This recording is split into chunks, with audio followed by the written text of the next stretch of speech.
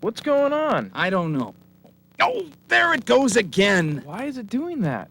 Just a minute. Come on. Come on. Come on. No, not that again. That's not the way it looked in the manual. I know. Look, do you want to do this? I thought you were the one who said you could get this thing to work.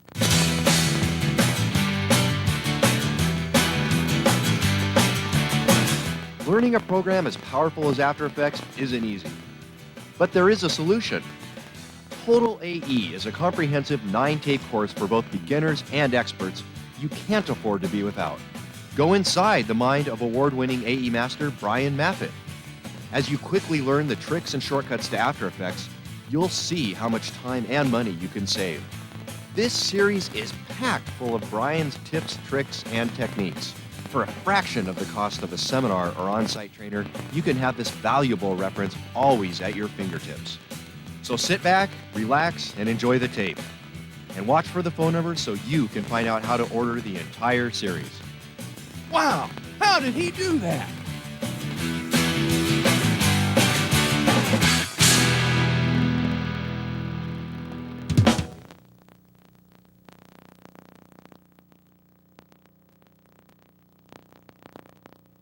The concepts in these tapes are presented in sections, and most sections have demo projects included on the CD-ROM that came with your tapes. At the beginning of each section, the name of the appropriate project will appear beneath the title to let you know what you should have open if you want to follow along. In addition to that, each title slide will contain the current running time of the tape. Inside your video box, you'll find a little reference sheet so you can easily jump to the subjects you need, although we encourage you to watch the whole thing at least once to make sure you don't miss any tips or tricks. You can really increase your speed and productivity in After Effects if you take the time to learn the keyboard shortcuts for common tasks. I'll usually refer to shortcuts as I use them, and the names of the keys will appear on screen whenever appropriate to remind you that they're there. There's a quick reference guide of keyboard shortcuts that came with your copy of After Effects. I recommend that you keep this handy while you're working with the tapes.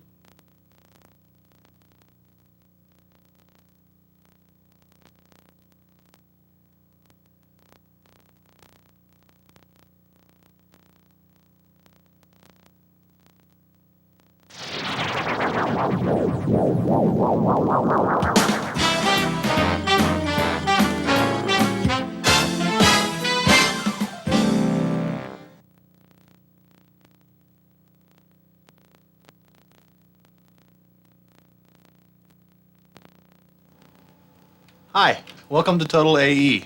My name is Brian Maffitt, and I'll be guiding you through the twists and turns of working with one of the most powerful creative tools on the planet, Adobe After Effects. You're about to get a detailed exploration of the After Effects interface, along with a whole bunch of secret tips, tricks, and animation techniques to get you up and running as soon as possible. Or if you're already up and running, to carry you on to the next level. After Effects is the industry-leading program for compositing, 2D animation, and special effects. Professionals working in film, video, and interactive entertainment rely on After Effects for its power and stability. Its animation controls are second to no other program in the industry. Once you learn the After Effects interface, you'll have precise control over all aspects of your animation. And the really great thing is that all of this animation power is extremely fun to work with. There's nothing like a well-designed tool to let you relax and enjoy your work. Once you really get to know this program, there's practically nothing you can't do with it. During the course of these tapes, you'll be given a detailed tour of the After Effects interface. There's a lot there. It can be overwhelming at first. You have a wealth of powerful features to learn, and chances are you might never have seen an interface quite like this one. If things begin to overwhelm you, stop the tape and practice what you've seen. Don't expect to get everything the first time through. Sometimes things make sense only when you understand the relationship between different aspects of the program. In addition to following along with projects, occasionally I'll give you an exercise to see if you can apply the concepts learned in the previous section. During the exercise, you're encouraged again to turn off the tape and try to complete a task. Once you've finished, or if you get stuck, you can resume the tape to see how I would accomplish the same task. Sometimes we'll both arrive at the same destination by taking completely different paths. That's okay. I'll usually try to show you the most efficient way to do something, but After Effects often provides many solutions to the same problem.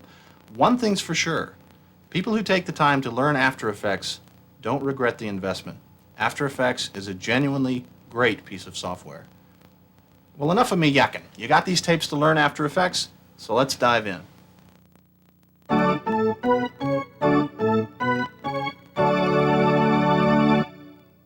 When you first open up After Effects, a new untitled project pops into place, and a whole bunch of windows show up. Now, we're going to start from scratch in a later project. For now, let's open up a pre-made project. So go up to File, select Open Project, and pick the generic project in the Tape 1 folder on your CD. Okay. Now let's look at the windows. The big window on the left with all the items in it is the project window. Let's move a couple of things out of the way here. Every project has a single unique project window. The project window is the bin that footage is stored in. Different types of footage are identified by unique icons. And you can sort the footage by any number of criteria. You can sort by name, by type, size, duration, and if you open the window up far enough, we'll pull it over so we can see the right side. You can even sort by file path, although why you would need to do that. But it is useful occasionally to open up and check the path of something if you need to determine where you've stored it. All right, items can be stored in folders. Now you can create a new folder by picking New Folder from the File menu. Items can be drug into and out of folders in order to organize things. Now, this may seem a little extreme with a project as small as this one, where we only have a handful of clips, but when you're working on a much larger project that may have hundreds of elements, it does get pretty important that you organize them in a way that makes sense. If we look at the bottom of the project window a little ways, you can see the unique icons for audio files, for QuickTime movies with audio, and for a sequence of images, in this case, picked files that have been combined into a movie by After Effects. Now, when you click on an item, you get a lot more information on the item up here at the top of the project window. You get a little icon telling you what the clip looks like, or at least what the first frame of it looks like. If it has audio, you get a little audio track underneath it. And it tells you the dimensions, the duration, the frame rate, how many colors make it up, and how the alpha channel is interpreted, and if it's QuickTime movie, how it's compressed. All of this information can be very helpful when you're trying to sort through items or when you're trying to troubleshoot or whatever. Now, we won't import any files right now, but to import files into After Effects, you go File, Import, and you have a variety of choices here. You can bring in a single file. Shortcut for that is Control-I. You can import a number of files in one procedure by picking Footage Files. If you've brought over a file from a PC or whatever, and After Effects isn't able to automatically tell what it is, but you know it's a target file, for example, you can force After Effects to open footage as. You can bring in an entire After Effects project as a folder. All of the items will appear in their own folder, and this is a great way to combine several different projects into one piece. And you can also bring in a layered Photoshop file as a pre-made composition. All of the layers in Photoshop will retain their properties, their transfer modes, their position, etc., and will come in as a pre-built composition ready to be animated. And if your footage isn't done yet, but you know how long it's going to be and what its resolution is going to be, you could bring in a representative file as a placeholder to work with. And when you import a placeholder, you basically type in the name of what you want your file ultimately to be, the size of what your footage is going to be, and the duration. When you click OK, you get a little color bars thing with missing name at the top. After Effects, by the way, generates these automatically if a piece of footage is missing when you open up a file. Later on, if you double-click the color bars, you'll get a dialog box that allows you to select the footage that's missing or the footage that you'd like to replace the placeholder with. We've already mentioned that if you click on an item, you get information at the top of the project window here, but if you double-click on an item, it pops open this little footage window. In the footage window, you can get a lot of useful information about a particular clip. The most useful little box in here is probably the little alpha channel box here that lets you check your transparency information for a particular layer. You can also, if you like, take a snapshot of the layer, display the snapshot you've taken in another window. But these two things tend to be more useful in compositions. If you need to check whether or not a graphic is title safe or action safe, you have access to the grids here. And you can display at a variety of resolutions with a little resolution pop-up in the lower left-hand corner. These pop-ups and icons show up in a lot of windows, so once you learn them in one place, you've learned them everywhere. Now, if you open up a footage window for a picked sequence, it comes up in After Effects window just like a piece of still footage where you can check the alpha channel. In this case, it's completely opaque, so there's no black in the channel. Pushing the space bar lets you get a little preview of the animation. That was for a picked sequence. If you open up a QuickTime movie, like Countdown, it opens up in a QuickTime window, not After Effects' movie window. In the case of this QuickTime movie, it has a straight alpha, and that gives you a lot of jaggy edges and stuff because the alpha, the transparency masking information, has not been multiplied into the RGB channel yet. I'll talk about this in greater detail in a later tape, but just be aware that there are times when the plain old Apple QuickTime movie won't do. And for those times, if you hold down the Alt key when you double-click on a piece of footage to check it out, it will open it up instead, pre-multiplied, looking pretty, in After Effects' window. This one's a little too big for you to see all the details, so if you hit Control-, we'll zoom it down so you can see the whole things. And here you can check things like the alpha channel to see what's transparent or whatever. Double-click a piece of music, comes up in a little QuickTime player where you can play it.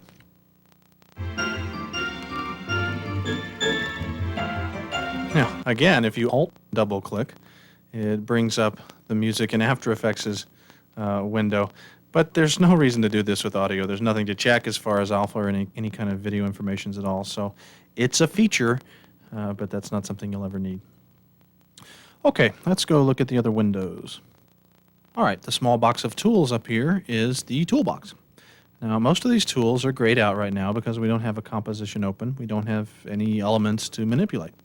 But I just want to point out real quick what the different tools are.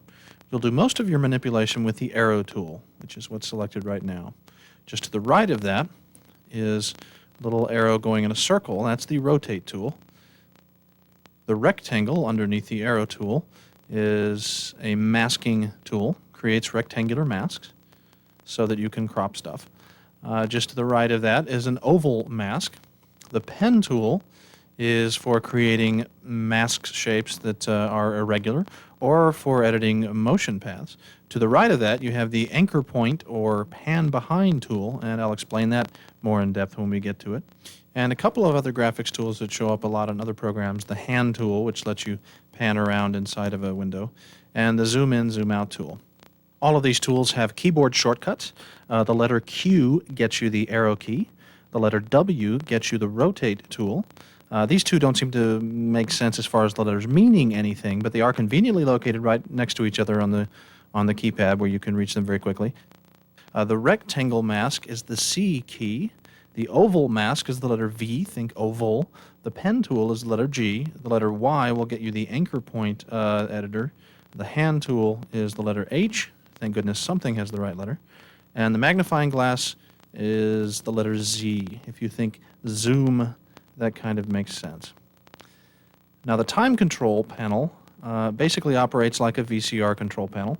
When you have a composition open and you're working in the composition and you want to move around in time, you have the option of using the time control panel here to push play or move ahead a frame at a time or move to the first frame or the last frame or jog and shuttle around. But to tell you the truth, there are keyboard commands for all of these time controls, and they're a lot more convenient, I find, than mousing around up here. So I tend to recommend that you close this window down and learn the keyboard shortcuts. If you really want to use this, you're welcome to keep it open, but I'm going to shut it down to make us a little more room here on our small, cramped NTSC window. So now we can move this over a little bit to here. The info window, if we open a piece of footage real quick, the info window in general gives you information, pixel information, of the RGB and alpha information as it passes over a layer. But it also gives you all sorts of context-specific information, like when you're moving a layer around, it tells you where you are in pixels or how far you've moved. and can give you a lot of useful stuff that I'll be pointing out as we go along. But that's a good one to keep open. You don't do a lot of audio editing in After Effects, and to tell you the truth, the audio editing capabilities are not terribly well implemented. So the most useful thing I can recommend that you do with the audio control panel is close it and get it out of the way, because it takes up an awful lot of room. All right, so on the outside chance that you've imported other files or otherwise messed around with our generic project, let's go to the File menu and pick Revert Project to clean things up back to their happy state. Okay, once it's back to its old clean self, we're going to create a new composition by picking New Composition from the Composition window. Or you can hit Control-N on the keyboard. Let's name the comp First Try. Let's change the size to 320 by 240, which for some reason is called large. Square pixels is fine. Keep it at full resolution. We'll set the frame rate to 15 frames a second and the duration to 4 seconds. Hit OK. All right. Now let's look at the composition window. This is the stage where you position your elements and you animate them. You can have as many comps as you want in a project, and each comp can have a unique name, length, size, resolution, frame rate, and pixel aspect ratio. Because comps can be so unique, each comp will have its own associated timeline window. Now, these two are connected together, but sometimes you might accidentally close one by mistake, so the way to get it back is to just click the little square box that you see, and it brings it back. That works both ways. If for some reason you close the stage down, you can click the little square box there, and it brings the comp window back. Now, if you ever decide to change the settings of a composition once you've created it, there are a number of ways you can do it.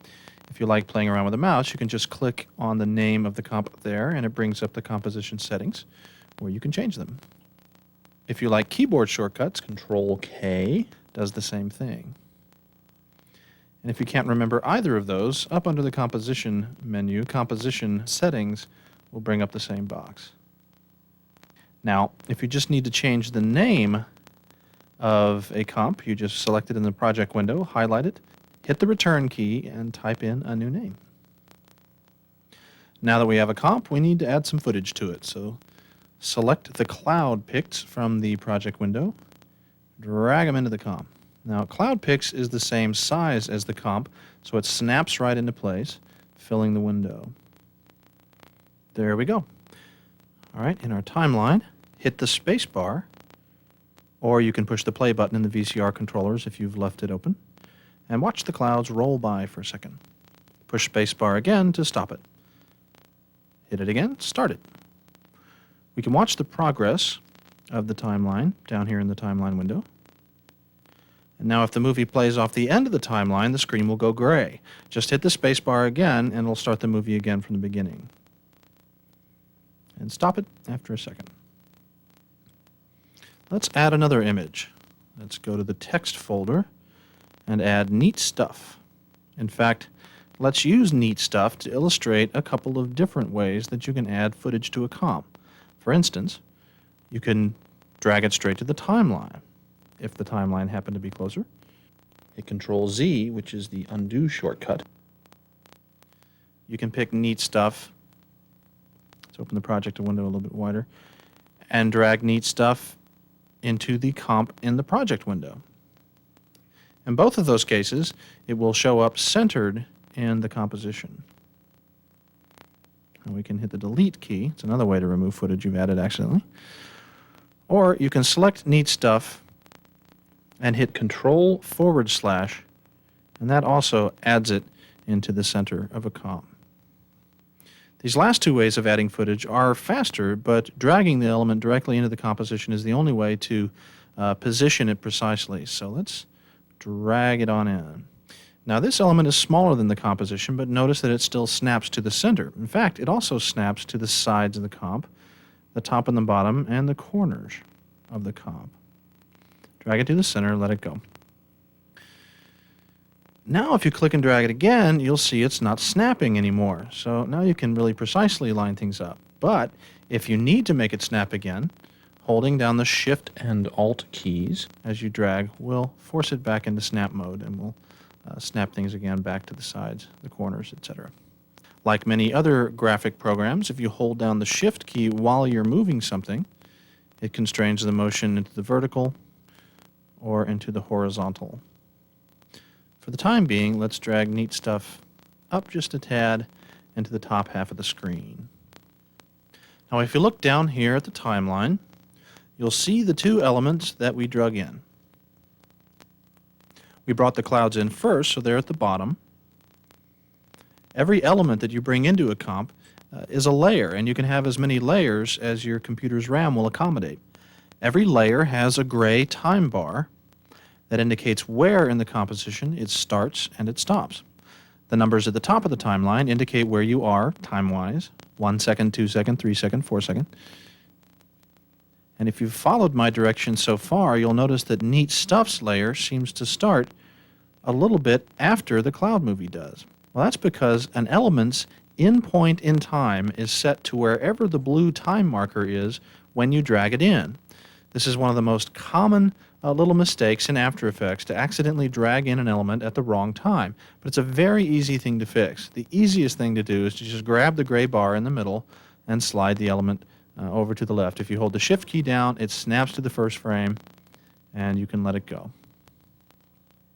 Notice also that this picked file, which is a still, is set with a duration that is equal to the length of the comp. The cloud picked movie, on the other hand, is 10 seconds long. So in a 4-second comp, the back end of the cloud movie runs off the end of the timeline. Up in the comp window, we consider the layers to be stacked from back to front. In the timeline window, it goes from bottom to top. If you click and drag Neat Stuff's name below the cloud movie, it'll go behind the clouds, and you can't see it in the comp window anymore. Drag it back up to the top, and Neat Stuff comes back to the front. Or drag the cloud movie behind it, and things pop back where they were. Now make sure that you grab the layer's name, not the gray bar. If you try to drag the gray bar, well, you can't reorder layers that way, but you are likely to accidentally move your layer forward and backwards in time and screw up your animation. All right, let's add action to our scene. It's up here in the text. Drag it in and position it so that it just overlaps Neat Stuff. Now, Actions layer shows up at the top of the list, here in the timeline. There are now 3 items there. If you want to select any layer, of course, you can click on its name. But there's a number at the beginning of each of the layers. And if you type those numbers over on the numeric keypad, that will also select the layers, although it only works for the top 9 layers. Click somewhere empty to deselect everything, or you can use the Tab key. And you can also select things by clicking on them directly in the comp window. Again, click somewhere empty, in this case in the pasteboard, to deselect. Holding down the Shift key lets you add things to a selection and then subtract them again. And there's a little quirk about selecting things.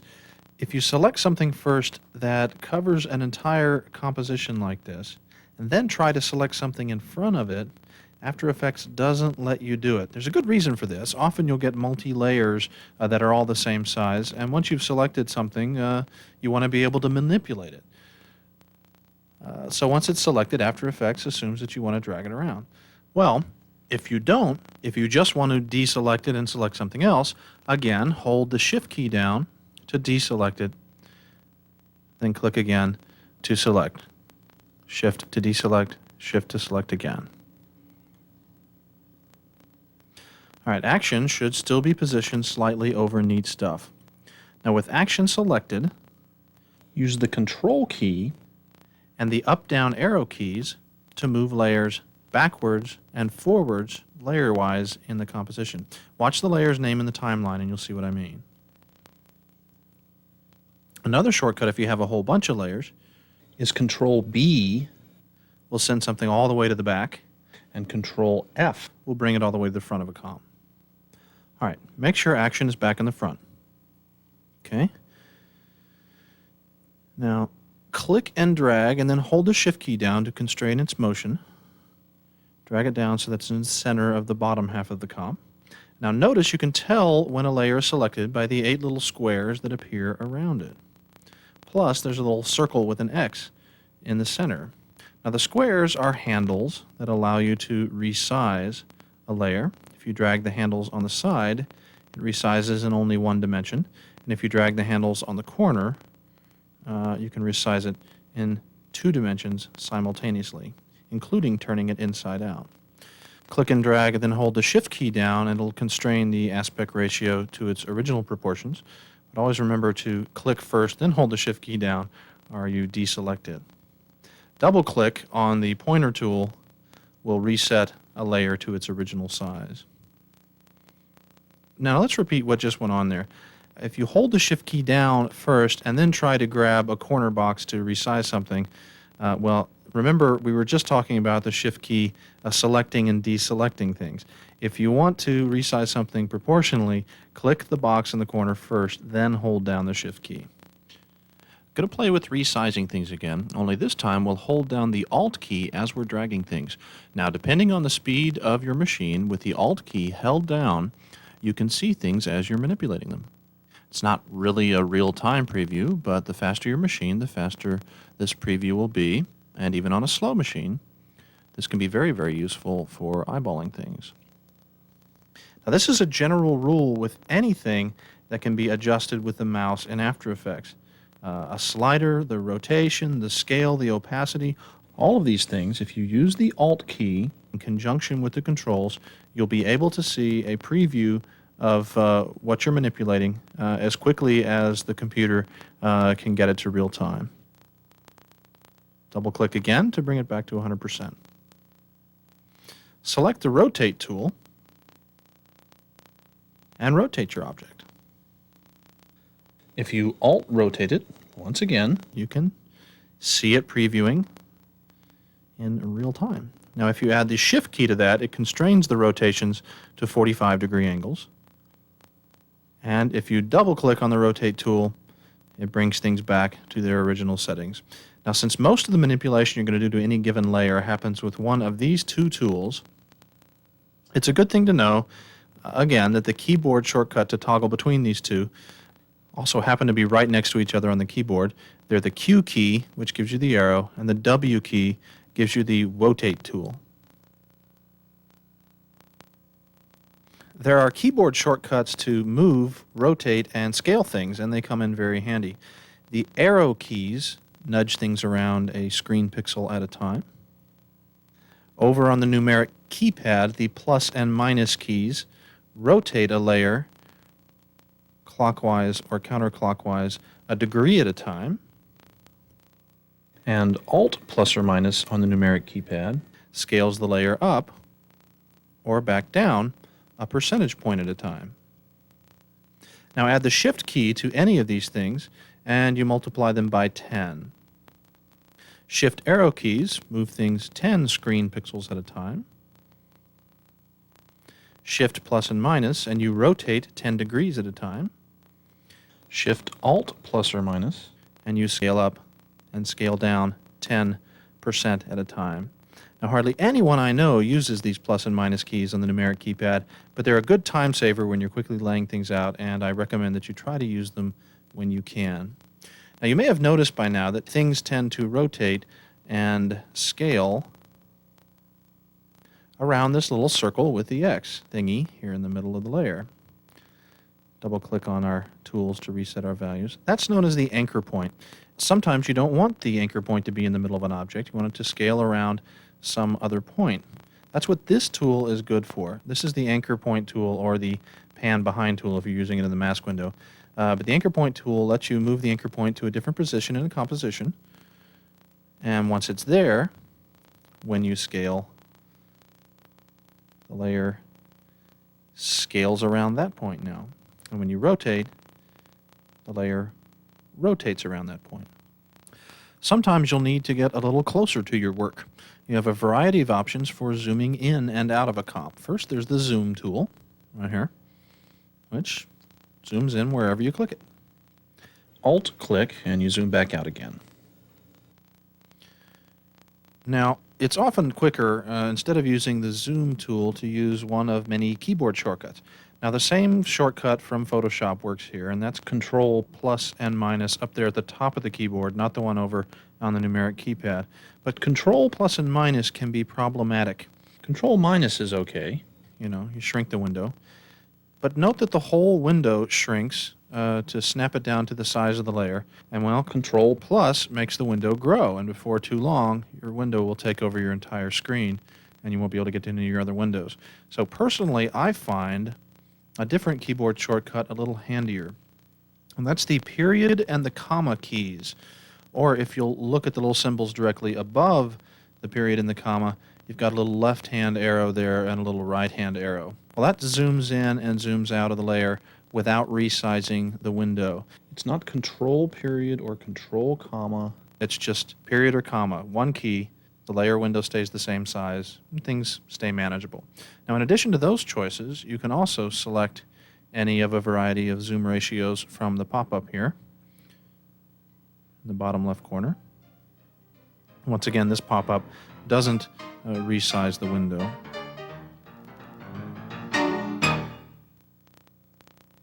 Before we move on, you can stop the tape if you like and practice adding and moving elements around and setting zoom resolution settings. We'll continue working with this project as it looks now, though, so you may want to save a copy of it before you play with it too much. When you're ready to move on, load up your saved file and start the tape again. If you're ready to continue now, let's move on to the next section.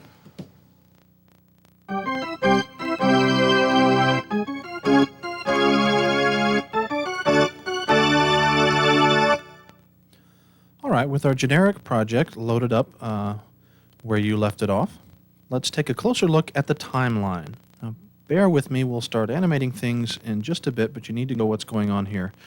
The timeline has to be your best friend if you want to be productive in After Effects. The blue thingy at the top marks the current time. A glance at that can tell you exactly where you are in a composition. You can clearly drag it around. If you Alt drag it, it will attempt to update the window as quickly as it can. And you'll notice as we're dragging things around that the time code over on the left changes to tell you exactly what frame you're on. Now, if you want to jump exactly to a particular time, you can just click there or click near and drag. If you don't feel like dragging a great distance, you can just click, or you can click on the time code to bring up the Go to Time window. Enter in a new time. Periods work just fine. And you jump right to whatever you enter in. There's also a timeline window, or a time code window rather, at the bottom of the comp window. Click on that. Brings up the Go to window, and it works just fine there as well. If you don't want to click in either of those places, but you like the Go to command, you can hit Control G, and it brings it right up.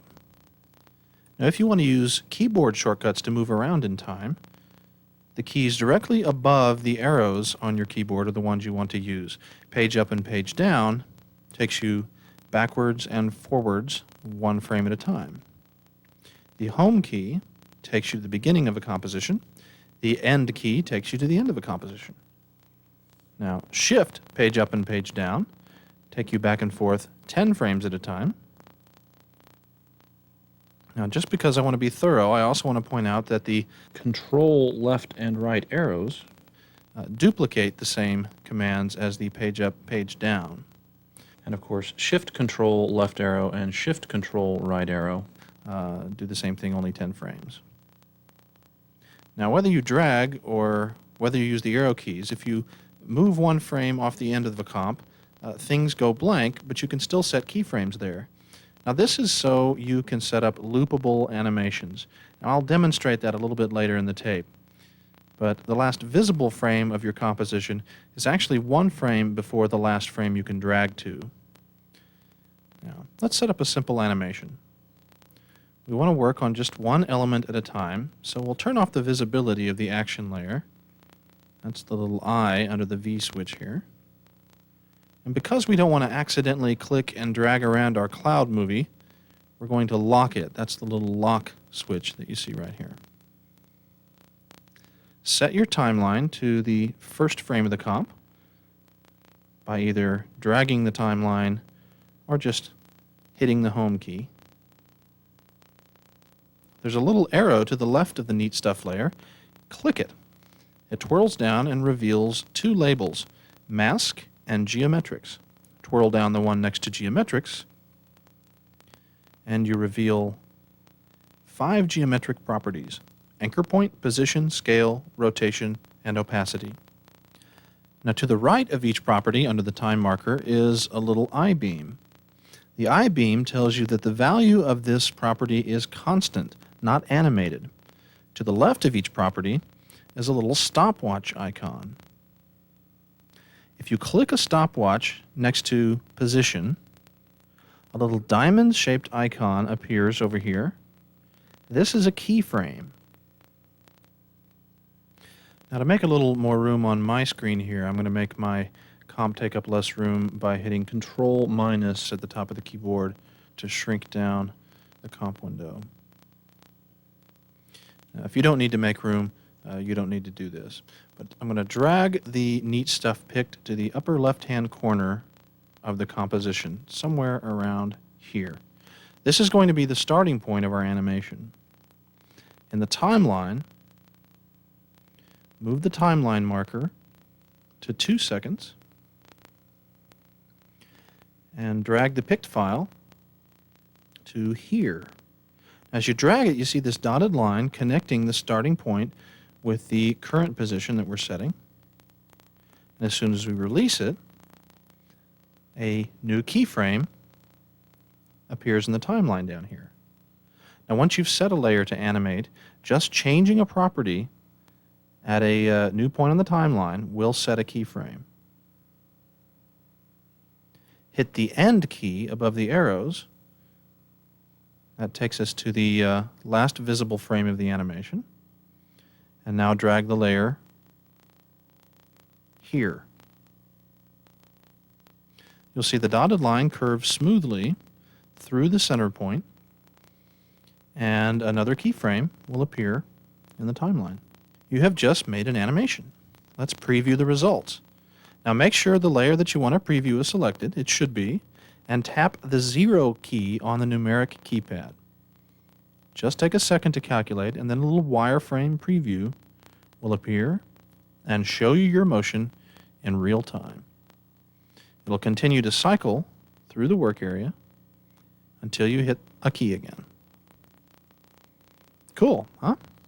Now, as long as the layer is selected, you can see the motion path in the comp window. As long as the preferences are set up to show it, you can change that. The motion path is a true Bezier path, like in Illustrator. You can adjust its shape by moving the little handles that come out of each keyframe. The keyframes are these little X's along the path. You click on one of the X's, and you can see it has these little handles coming out of it. And by adjusting those handles, you can adjust the shape of the path. Adjust the path so that it looks something, that one's a little hard to find, like, oh, let's have some fun. We'll twist it around. Make it look something like this.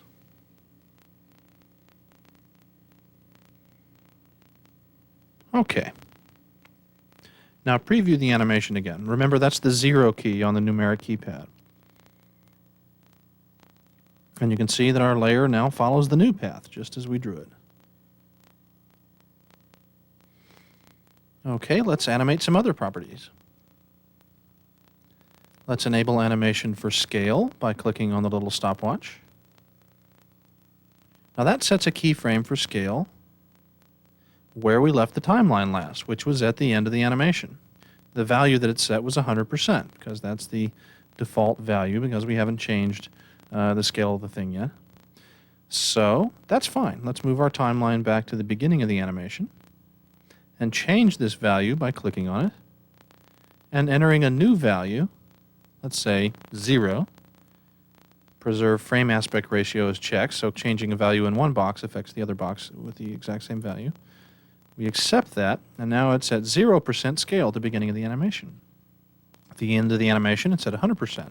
So if we preview our animation now, as it follows the path that we drew, it should also scale up from 0 to 100%. And it does. Now, notice that the keyframes for scale and for position are independent of each other. Our position properties has 3 keyframes, whereas our scale property only has 2.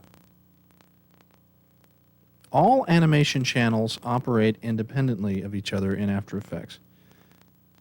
We're free to click and drag our scale 100% value to anywhere that we want. It just means it'll get to 100% quicker, but it doesn't in any way change the path.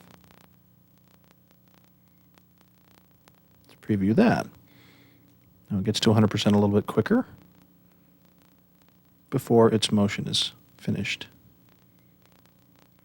We can move that back. Okay, now I've resized our window a little bit here so we can see things a little more clearly. Got rid of the info window to give ourselves a little more room so you can see things better. Let's animate another property. Let's animate rotation this time. Now the default value for scale, you'll remember, was 100%. Well, the default value for rotation is 0 degrees because we haven't rotated anything yet. So we're going to set a keyframe and start animating rotation. There's the keyframe. It starts at 0 degrees. If we move to the last frame and click this little box here, we'll add another keyframe without changing the value. This can sometimes be very valuable. Right now we've got 2 keyframes, but there isn't anything happening between the 2. And the reason we set 2 like this is because now we want to move in between the 2 and change the value. That means it'll now start at 0 degrees, animate to whatever we change it to now, and then go back to 0 again. We've saved ourselves a couple of mouse clips by not having to add the 3rd keyframe and change the value back. We click the little underlined value here and we add 1 revolution and say 270 degrees. Okay, note that the keyframe was added exactly where the blue time marker is. Keyframes are always added wherever the time marker is. Let's preview our animation. Okay. We've created a nice little entrance for neat stuff. It would be nice if it sort of held on screen at the end instead of just abruptly ended. So let's add a second to the end of our animation here. You can hit Control-K or click on the first try name here to bring up the composition settings. We'll change our duration to 5 seconds. Hit Return. Now, the timeline window has changed a little bit down here. We're still looking at the same amount of time that we were before, 4 seconds. Because even when you change the time, it keeps things zoomed to the same resolution. But the appearance of that little gray area up there tells us that there's some extra time in our composition. And if you click on the little handle and drag it out, we reveal the extra time. Sure enough, there is another second. Our keyframes have all stayed where we set them in time, but now we have an extra second of space to play with at the end of our animation. If we had wanted to, we could have also zoomed out by hitting the little zoom out key here on the right side of the window. Okay, now let's see what our preview looks like. Look at the distance, it's neat stuff. It flies in, it bounces off the wall, it falls down into place, and it looks much better as it holds for a second there at the end. Now our animation is still a little bit robotic. It's a little bit abrupt. After Effects gives us a lot of little tools to smooth things out and make things look a lot more natural, for want of a better word. If in the real world neat stuff was flying around, it would look a little different from this. A useful tool in a case like this is the ability to smooth out keyframes. Now if you notice, the keyframes are all shaped like little diamonds now. Well, this is telling us that these are linear keyframes. The values are changing from one to another in a perfectly straight line. If we select these last 2 keyframes, say, for rotation, and you can do that by marqueing around both of them, under the Layer menu, there's a sub-menu called Keyframe Assistance, and the first one that you come to is Easy Ease. If you pick that, the shape of our keyframes will change from the diamond to a little dumbbell shape. And that's telling us that we now have a Bezier curve in our velocity curve going through these keyframes, and the motion will now be smooth through these two rotation keyframes rather than abruptly changing from value to value. Let's see what that looks like so you'll see what I mean. If we preview the animation again with the 0 key on the keypad, and you'll see the rotation smooths in there and smooths into the last position. Looks a lot more natural. Smoothing keyframes is one of the main tips for making your motion seem more natural in After Effects. Another tip, if you can spare the rendering time and if you like the look of things, is enabling motion blur for an object. Down here in the timeline, there's a bunch of little switches, little icons to the right of the name of your layer. We'll discuss these in detail shortly, but right now, up above them, you'll see a button that says Enable Motion Blur. If you turn that on, which enables motion blur for the entire composition, and then enable motion blur for the layer by clicking the box under the letter M. And if you look at the results up in your timeline now, turning on motion blur generates an actual geometric motion blur for the object as it flies through space. If we move our timeline around, you can see that as our layer spins around and tumbles around and moves, it's actually generating a true motion blur. This can really add a lot of realism to a comm. If you have a fast enough processor, we're running on 132 megahertz 9500 right now, so this isn't all that speedy, but if you hit the space bar, After Effects still does a pretty good job of generating this motion blur quickly.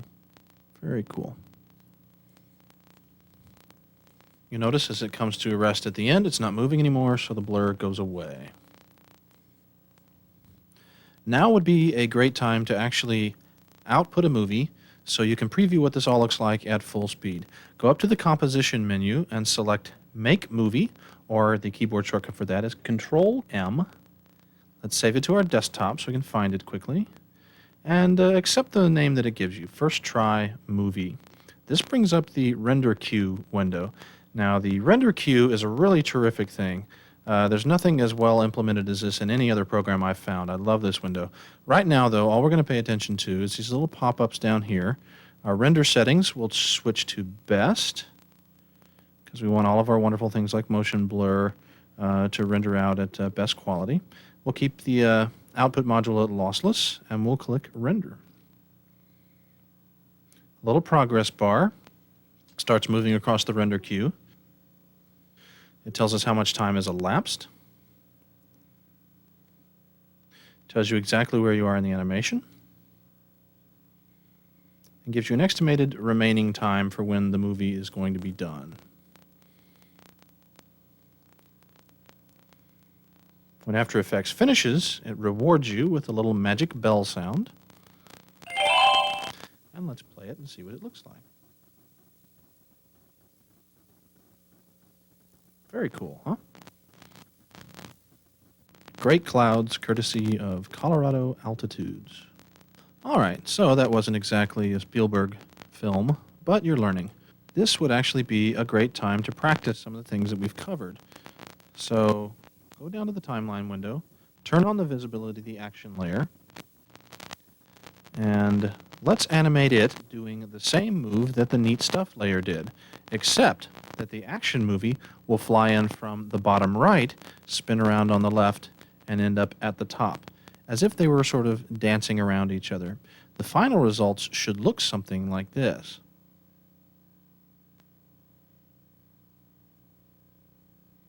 Okay? Consider this your storyboard.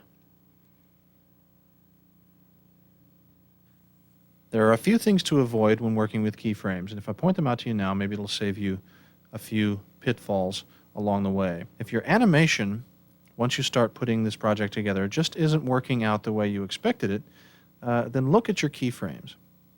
The first thing you need to know is that if you don't have two keyframes, you don't have any animation. You have to have 2 keyframes at least, and the values in the keyframes have to be different, or you won't have any animation. Animation is a change between values. So if a property isn't animating, the first thing to check is to make sure that you have 2 keyframes. If you do have 2 keyframes and nothing's happening, then what's probably happening is that both keyframes are set to the same value. So check each keyframe and make sure that the values are what you expect. Now, the timeline, as you move it around, will give you feedback in the boxes over here as to what's going on between the keyframes. It tells you exactly what the value is wherever the time marker is in the timeline. The boxes don't tell you what the value is in a highlighted keyframe unless the keyframe is underneath the time marker. It's a common mistake for people to select a keyframe, change a value in the box without moving the blue timelight marker over. But what that does instead, say we change it to 50, is it adds a new keyframe where you are. It doesn't change the value of the keyframe that you had highlighted. Now, we haven't talked much about these boxes right here. They're all empty right now, and what that's telling us is that there's no keyframe where we are right now. This is true. If we move to the middle, you'll see that there's a keyframe here for position, which there is. There's a keyframe here for rotation, which there is. And there's no keyframe at scale, so the box is empty. The arrows to the right and the left of the box give us a quick way to navigate from keyframe to keyframe. Clicking the right arrow will take us to the first keyframe to the right of wherever we are. It's the last keyframe, so there isn't a right arrow there anymore. We click the left arrows, it takes us to the previous keyframe. And just play with these switches and make sure that you understand how to navigate around with them. Now, if you want to add a keyframe somewhere, you can do it just by clicking in the box here. But if you're planning on adding a keyframe and changing the values, you might as well just modify the values. The keyframe will add itself. You can force a keyframe with this box, and sometimes you want to do that.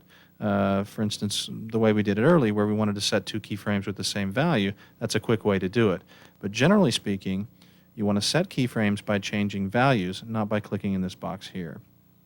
Now, one reason for that is if you get in the habit of adding keyframes by clicking in the box here, it's easy, particularly when you're starting out, to forget and accidentally click on the watch over here instead of clicking on the box. And if you click on the watch to add a keyframe, you're turning off the animation for that property and all of your keyframes go away. Fortunately, if you hit Control-Z or if you pick Undo from the Edit menu, you can bring those keyframes back.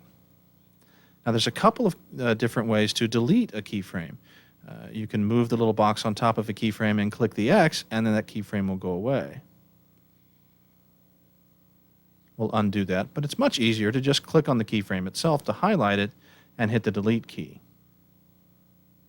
Has the same effect. We'll undo that again. What makes that better is if you get used to it, you can select more than one keyframe at a time. If you shift-click on keyframes, you can select as many as you would like in any order that you would like and delete them. We'll undo that again. Or if you like, once they're selected, you can click and drag and move them around in the timeline as a connected bunch of keyframes. This is a great way to adjust where groups of keyframes need to occur in an animation. You can also, once you've selected keyframes, which you can again do by just clicking on them, by shift-clicking to add, or by drawing this little marquee box by clicking and dragging around the keyframes that you want to grab. Or if you want to select all of the keyframes in a property, click on the name of that property, and boom, it'll select all of the keyframes for that property. This is very useful, particularly when you get into something like motion math, which generates a bazillion keyframes, or when you're working on a really long project and you have a wide window and a lot of keyframes to select. Just clicking on the name selects all the keyframes for that property. Now, once they're selected, you can copy and paste keyframes just as if you were in a word processor.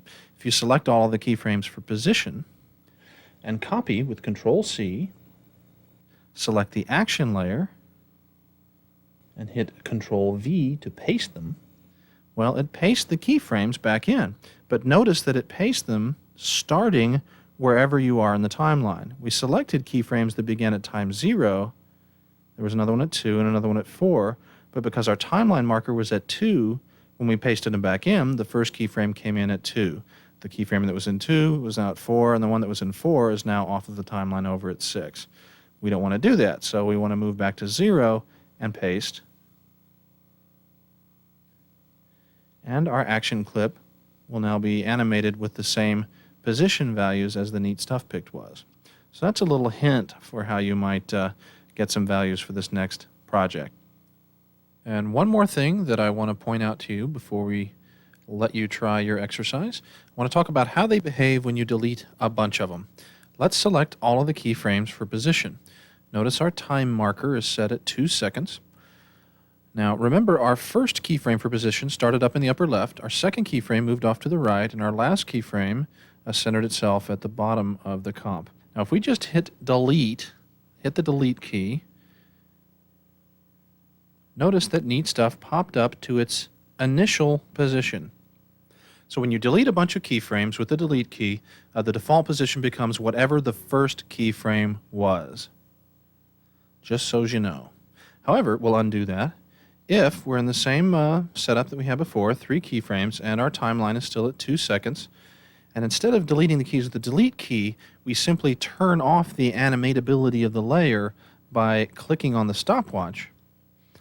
Well, all of the keyframes go away, and the default value for the layer has set itself to the value that was underneath the current point in the timeline. So now we basically left our position value over here on the right, which was where it was when we turned off the animation. It's a subtle difference, these two ways of deleting keyframes, but this can actually be a helpful animation tool once you're used to the two ways things work. Let's undo a few times to get things back to where they were before. And there we go. Okay, now before you begin animating action, highlight it. We'll bring back our toolbox that we brought out of the way. Okay. And using the anchor point tool, bring the anchor point back into the center of the layer. All right, we've reset action now so that we can begin working with it. Now, try your first exercise. Turn off the tape now and give it a try. If you get stuck, rewind the tape a little bit and go through it again. You'll get it.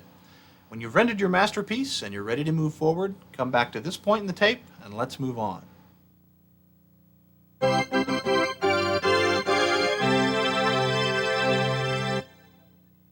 Now, just in case you're interested, I'm going to run through how I would have solved this animation problem. To tell you the truth, the first thing I would have done is copied and pasted every one of these keyframes and just adjusted the motion paths. I select all the keyframes, I copy, I select action, I make sure I move back to 1 second, twirl this down to see what we're doing, and I select paste. I now have 2 layers that if we move around through time and look at it, we'll see they're both smacked right on top of each other and they're doing exactly the same thing. Action doesn't have its blur turned on, so we'll turn the blur on for action. Okay, now they're both behaving the same. All we need to do now is adjust the motion path of action so that it's actually coming from and going to where we want it to. So let's, when all of those keyframes are selected, you get that movement thing. So let's deselect everything. We'll select action and grab the first keyframe. We'll move it down here to the lower right. Adjust its little Bezier handle. Drag the middle keyframe over here to the left and twirl it around like this. Drag this keyframe up to the top and pull this around there. There we go. We'll adjust that middle loop a little bit. And the scaling and the rotation stuff should have been just fine the way they were, and although I didn't do it in the demo thing, I'm going to reverse the value of the rotation keyframe to -1 resolutions, -270 degrees. And so now it'll rotate in the opposite direction from neat stuff. And that's all it takes.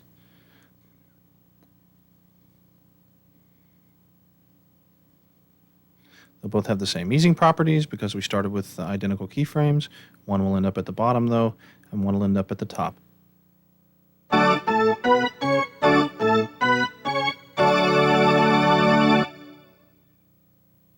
Now, you probably noticed during the course of the last exercise that this timeline, I'm going to make it fill the whole window here because we're going to talk about it for just a little bit, has a lot of potential for getting out of control. We've got 3 fairly simple layers here with just a handful of properties animated in each of those layers. And already we've got something that even on this, it is a small monitor, but it's taking up most of the screen and it's looking awfully complicated. So the first recommendation I can give you is to get a second monitor, get a second video card, get a second monitor and use the second monitor primarily to hold the timeline and the occasional small palette that you need to pull off out of the way. This can be a big help in keeping things organized. But it's not an option for everybody, and even in those cases, it's not going to do you that much good when you get a very complicated project with 40 or 50 or 100 or 200 layers in the composition, which is not unheard of when you're animating things like text and so on. So After Effects gives you a lot of ways to customize the timeline view to make things a little easier to manage. I'm going to apply an effect to action here. We're not going to talk about effects right now, but I'm going to pick an admittedly big effect, the Cyclonist effect from DigiEffects, terrific effect. But if we twirl down Cyclonist and twirl down the mask, look at all of the potential animatable properties that we suddenly have to animate on this one layer. By the time you add effects and so on to several different layers, you're talking about something that gets massively unmanageable. So if you look at the properties, the main properties that you're going to be animating here are the 7 that come up by default when you first twirl down the arrow. Mask shape, mask feather, anchor point, position, scale, rotation, and opacity. These all have a little keyboard shortcut, and you don't need a control key or an alt key. You just need to remember the name of the property to do what's called solo that property in the timeline. For example, if we knew we only wanted to animate position, you just type the letter P for position. Now position is the only property that's visible underneath action. You've got access to all of its keyframes and its switches and its values, but you've saved yourself an enormous amount of room in the timeline by just typing the letter P. Now in the case of action and neat stuff, and you can do this to more than one layer at a time, we're not only animating position, but we're animating scale and we're animating rotation as well. So if you hold the Shift key down, you can add properties to a selection like this. S will add scale, and R will add rotation. Pretty cool, huh? As for the other ones, A is for anchor point. Opacity is the letter T. Now, it doesn't make sense until you think in terms of transparency rather than opacity. It's easier to remember. So opacity is T. The mask tools are M for mask shape and F as in Frank for mask feather. So again, let's bring up our scale, Shift P for position, and Shift R for rotation. So in addition, if either of these layers had an audio track, or if any of these layers had an effect applied to it, typing E would bring up the effect by itself, and typing L for audio levels would bring up the audio track. Now, sometimes you get things set up just the way that you like it, but you find that you need to temporarily collapse a layer. Unfortunately, when you uncollapse a layer, just by clicking on it, all the settings that you carefully set were forgotten. So let's solo these properties again. Scale, Shift P, Shift R. Now we have all 3. If you collapse the layers and hold down the Shift key when you open them back up again, it will remember the solo settings that you've set. Okay, we'll open everything wide again. Now sometimes in any given layer you may be animating a whole bunch of different properties and there's only 1 or 2 things that you don't want in there. And sometimes it's more efficient to subtract these elements from your selection rather than closing the thing down and adding 5 properties by hitting the letter keys. To subtract something, you hold down the Alt key and you click on the name of it and it goes away. If you click on the name of a group, the whole group goes away.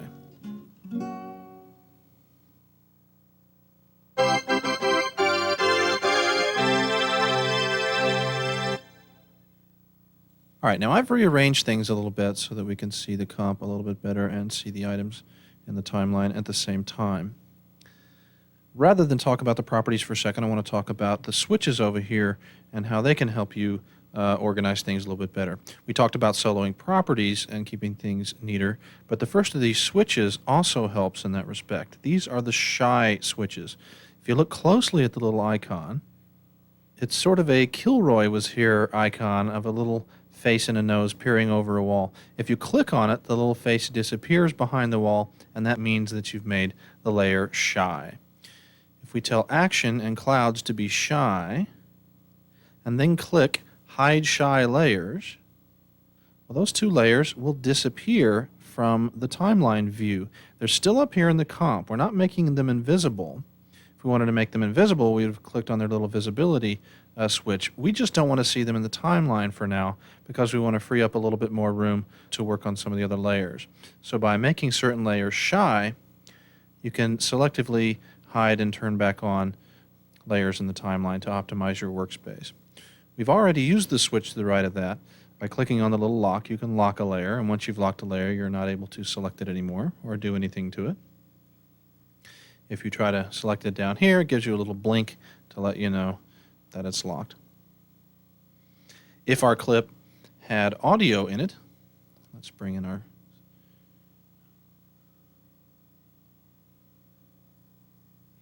the A button will let you turn the audio off. This can sometimes be important because a lot of times when you're working with compositions inside of other compositions, or if you duplicate a layer to do something with a mask perhaps, After Effects will add those two audio waveforms together in such a way that your audio will clip and sound terrible.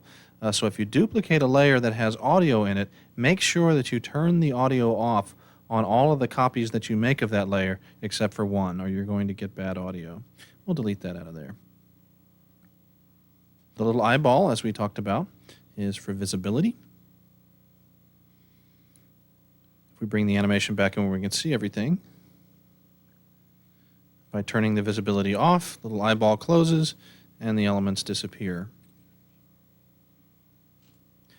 Now, if you've noticed, the action layer up here has a slightly jaggier edge on it than does the Neat Stuff layer down here. Now, the Neat Stuff layer is a picked file, but the action layer is an Illustrator file. And when Illustrator files are brought into After Effects for the first time, After Effects rips it in at a high quality version and as a draft quality version that doesn't have any anti-aliasing in it, and so you can manipulate it a lot quicker. We'll come back to the little C button here, but the quality switch basically toggles between those settings.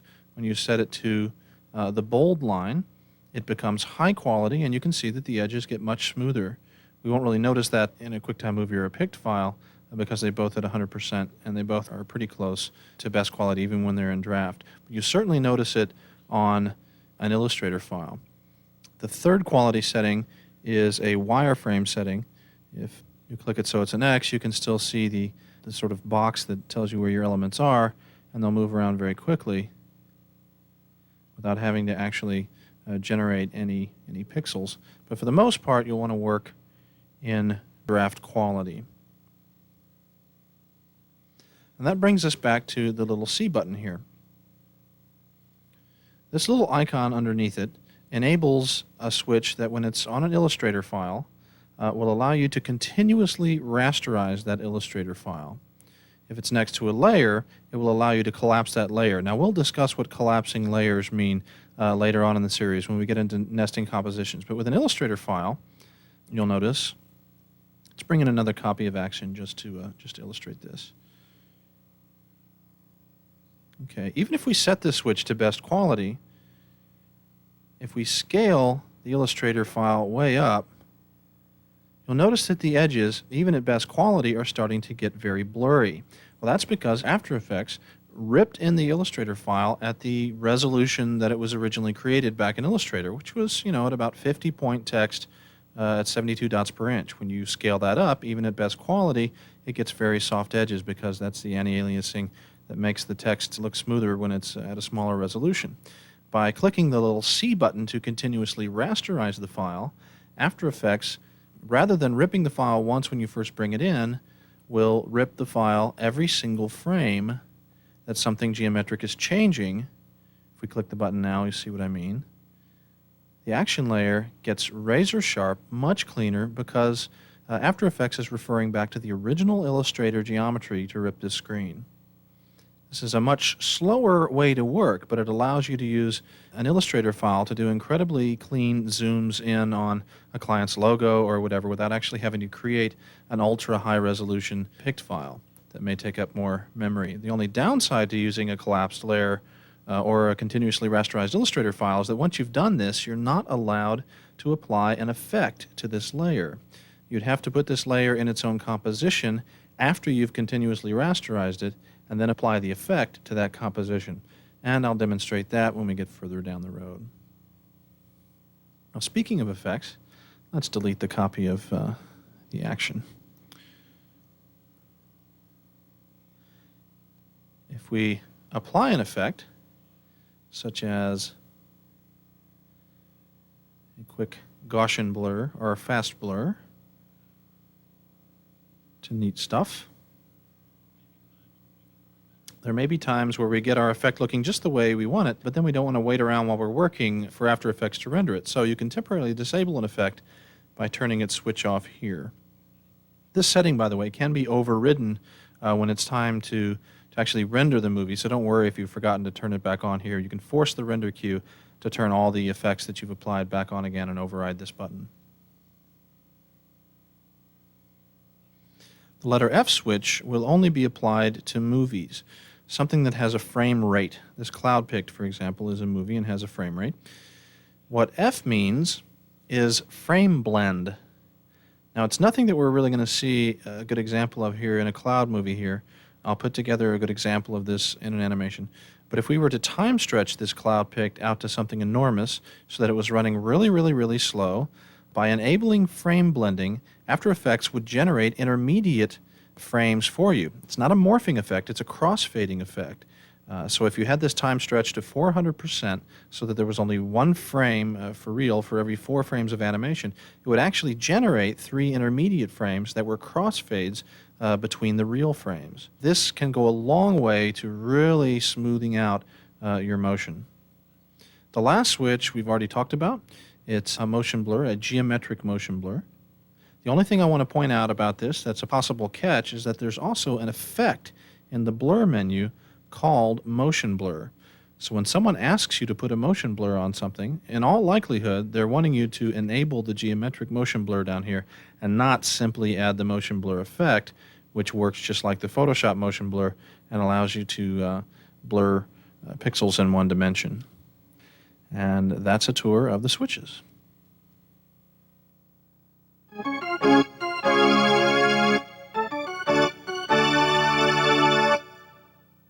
All right, now let's just talk about resolution for a second.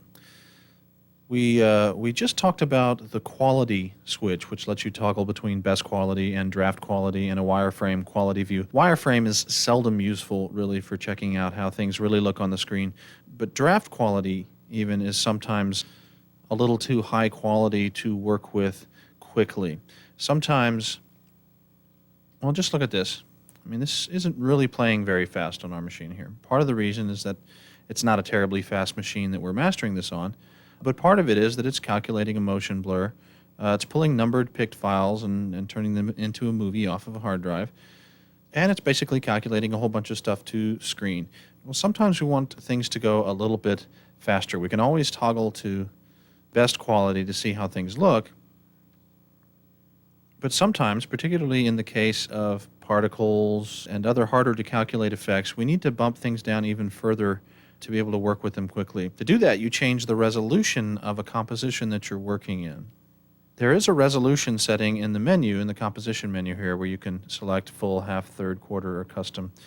But for most people, it's much quicker to just click on the little gray button that almost doesn't even look like a button here. It just looks like a blank place in the window. So a lot of people don't even know it's there.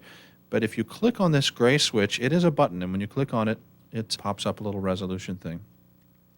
This sets the resolution for the entire comp. It's not a layer by layer thing. It sets the whole composition, and when you set it, for example, to half resolution, What the composition is now doing is rendering only 1 pixel for every 2 horizontal and 2 vertical pixels. So it's really only rendering 1 pixel for every square of 4 pixels, and that speeds things up. Now, if I just hit the space bar now, we won't see that big a speed up because resolution doesn't really speed things up like spooling things off a disk. So before I preview this, let's turn off the cloud pick. Now, with the resolution set a little bit lower, these guys will start spinning around a little bit quicker. And if we bump the resolution down to 1/3, they'll get a little blockier.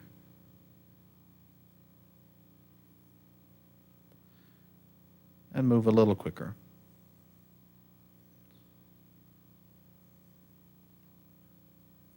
And you can keep adjusting the resolution down until things are almost impossible to see. You can even set your own custom values to something really extreme if you really want to.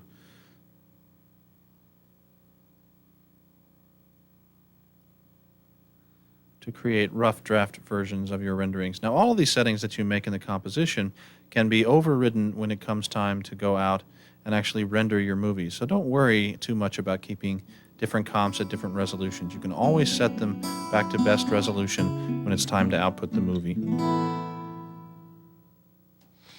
Well, in this first tape, we've taken our first close look at parts of the After Effects interface and created a simple animation. You've learned that you can't have enough screen real estate, just as you'll discover that you can never have enough RAM. In tape 2, we'll pick up right where we left off. We'll even be working with our modified generic project after a short detour, so save things where you have them now. Play around with the concepts you've seen so far. Poke around with the buttons we've talked about until you think you know what they do. And above all, have fun. For Total AE, I'm Brian Maffitt, and I'll see you in the next tape.